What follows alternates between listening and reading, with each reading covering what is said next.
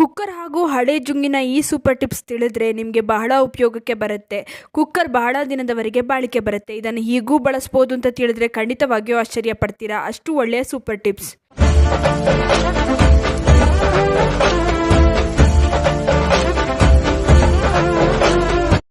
ನಮಸ್ತೆ, ವಿಭಿನ್ನ ಸಲಹೆಗಳು ಚಾನಲ್ಗೆ ಸ್ವಾಗತ.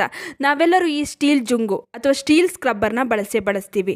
ಇದು ತುಂಬಾ ಚೆನ್ನಾಗಿ ಕೆಲಸ ಮಾಡುತ್ತೆ. ಅದಕ್ಕೋಸ್ಕರ ನಾವು ಇದನ್ನು ತರ್ತಾನೆ ಇರ್ತೀವಿ. ಆದರೆ ಇದು ಹಳೆದಾದಂಗೆ ನಾವು ಇದನ್ನು ಕಸಕ್ಕೆ ಎಸ್ದು ಬಿಡ್ತೀವಿ. ಆ ರೀತಿ ಮಾಡೋದಕ್ಕೆ ಹೋಗಬೇಡಿ. ಇದರಿಂದ ನಿಮಗೆ ಬಹಳ ಉಪಯೋಗಗಳಿವೆ. ಇದನ್ನು ಈ ರೀತಿಯೂ ಬಳಸ್ಬೋದು ಅಂತ ತಿಳಿದ್ರೆ ಖಂಡಿತವಾಗಿಯೂ ಆಶ್ಚರ್ಯ ಪಡ್ತೀರಾ. ಅಷ್ಟು ಒಳ್ಳೆಯ ಒಂದು ವಸ್ತು ಅಂತಲೇ ಹೇಳ್ಬೋದು. ನೋಡಿ, ಈ ರೀತಿ ಚಾಕು ಎಲ್ಲ ಶಾರ್ಪ್ ಮಾಡೋದಕ್ಕೆ ಬಳಸ್ಕೊಳ್ಬೋದು. ಚಾಕು ಏನಾದರೂ ಶಾರ್ಪ್ ಆಗಿಲ್ಲ ಅಂತಂದರೆ ಈ ರೀತಿ ಈ ಸ್ಕ್ರಬ್ಬರ್ಗೆ ಚೆನ್ನಾಗಿ ತಿಕ್ಕಿಕೊಳ್ಳಿ. ಹೀಗೆ ಮಾಡೋದ್ರಿಂದ ಚಾಕು ಬೇಗನೆ ಶಾರ್ಪ್ ಆಗುತ್ತೆ. ತುಂಬಾನೇ ಚೆನ್ನಾಗಿ ಇಫೆಕ್ಟಿವ್ ಆಗಿ ಇದು ಕೆಲಸ ಮಾಡುತ್ತೆ. ಟ್ರೈ ಮಾಡಿ ನೋಡಿ. ಇನ್ನು ಇದೇ ರೀತಿ ಸೀಸರ್ ಏನಾದರೂ ಅಂದರೆ ಕತ್ರಿ ಏನಾದರೂ ಶಾರ್ಪ್ ಆಗಿಲ್ಲ ಅಂತಂದರೆ ಅದನ್ನ ಶಾರ್ಪ್ ಮಾಡಬೇಕು ಅಂತಂದರೆ ಈ ರೀತಿ ಸ್ಕ್ರಬ್ಬರ್ನ ಸ್ವಲ್ಪ ತುದಿನ ಕತ್ರಿಯಿಂದ ಕಟ್ ಮಾಡ್ತಾ ಬರಬೇಕು. ಇದರಿಂದ ಕತ್ರಿ ಶಾರ್ಪ್ ಆಗುತ್ತೆ. ಹಳೆಯ ಟೂತ್ ಬ್ರಷ್ನ ತಗೊಳ್ಳಿ, ಹಾಗೆ ಹಳೆಯ ಜುಂಗನ ತಗೊಳ್ಳಿ. ನೋಡಿ, ಈ ರೀತಿ ತುದಿಗೆ ಬ್ರಷ್ನ ತುದಿಗೆ ಈ ರೀತಿಯಾಗಿ ಈ ಜುಂಗನ್ನ ಹಾಕ್ಕೊಳ್ಳಿ. ಆಮೇಲೆ ಒಂದು ರಬ್ಬರ್ನ ಟೈಟಾಗಿ ಇದಕ್ಕೆ ಹಾಕಿ. ನೋಡಿ, ಈ ರೀತಿಯಾಗಿ ರಬ್ಬರ್ನ ಟೈಟಾಗಿ ಹಾಕ್ಕೊಳ್ಳಿ. ಇದು ಇವಾಗ ನಿಮಗೆ ತುಂಬಾ ಇಫೆಕ್ಟಿವ್ ಆಗಿ ಕೆಲಸಕ್ಕೆ ಬರುತ್ತೆ. ಏನು ಗೊತ್ತಾ, ಸಿಂಕ್ನೆಲ್ಲ ಕ್ಲೀನ್ ಮಾಡಬೇಕಾದ್ರೆ ನಾವು ಹಾರ್ಪಿಕ್ನ ಬಳಸ್ತೀವಲ್ವಾ, ಅದನ್ನು ಕ್ಲೀನ್ ಮಾಡಬೇಕಾದ್ರೆ ಈ ಜುಂಗನ ನಾವು ಈ ರೀತಿಯಾಗಿ ಬಳಸ್ಕೊಳ್ಬೋದು. ನಮ್ಮ ಕೈಗೂ ಕೂಡ ಯಾವುದೇ ರೀತಿಯ ಹಾನಿ ಆಗೋದಿಲ್ಲ.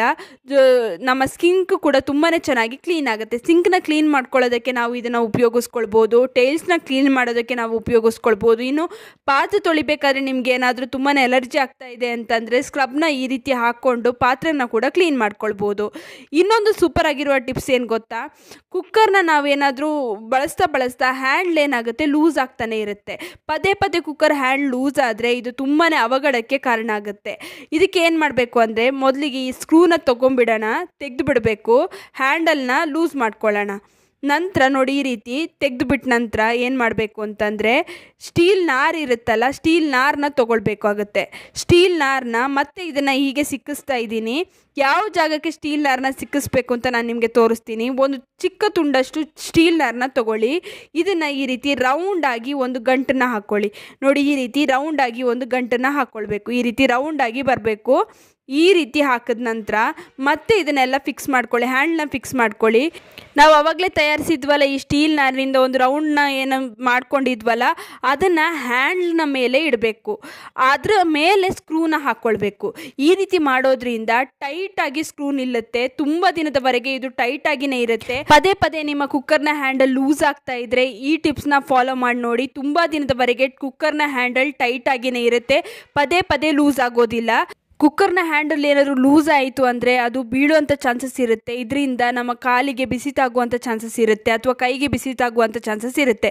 ಈ ರೀತಿಯಾಗಿ ಮಾಡೋದ್ರಿಂದ ಟೈಟ್ ಆಗಿರುತ್ತೆ. ಯಾವುದೇ ಕಾರಣಕ್ಕೂ ಕೂಡ ಇದು ಲೂಸ್ ಆಗೋದಿಲ್ಲ. ಇನ್ನು ಎಕ್ಸ್ಟ್ರಾ ಏನಾದರೂ ಇದನ್ನ ಅದನ್ನ ಕಟ್ ಮಾಡಿ ತೆಗೆದು ಬಿಡಿ. ಇನ್ನು ಈ ವಿಡಿಯೋ ಇಷ್ಟವಾಗಿದ್ದರೆ ಲೈಕ್ ಮಾಡಿ, ಶೇರ್ ಮಾಡಿ, ನಿಮ್ಮ ಅನಿಸಿಕೆ ಅಭಿಪ್ರಾಯಗಳನ್ನು ಕಮೆಂಟ್ ಸೆಕ್ಷನಲ್ಲಿ ತಿಳಿಸೋದನ್ನ ಮರಿಬೇಡಿ. ನೀವಿನ್ನೂ ವಿಭಿನ್ನ ಸಲಹೆಗಳು ಚಾನಲನ್ನು ಸಬ್ಸ್ಕ್ರೈಬ್ ಮಾಡ್ಕೊಂಡಿಲ್ಲ ಅಂದರೆ ದಯವಿಟ್ಟು ನಮ್ಮ ಚಾನಲನ್ನು ಸಬ್ಸ್ಕ್ರೈಬ್ ಮಾಡ್ಕೊಳ್ಳಿ. ಹಾಗೆ ಪಕ್ಕದಲ್ಲೇ ಇರುವ ಬೆಲ್ ಬಟನನ್ನು ಕ್ಲಿಕ್ ಮಾಡಿ. ಹೀಗೆ ಪ್ರೋತ್ಸಾಹ ಕೊಡ್ತಾ ಇರಿ. ಪ್ರೋತ್ಸಾಹ ಕೊಡ್ತಿರೋ ನಿಮ್ಮೆಲ್ಲರಿಗೂ ತುಂಬಾ ಥ್ಯಾಂಕ್ ಯು.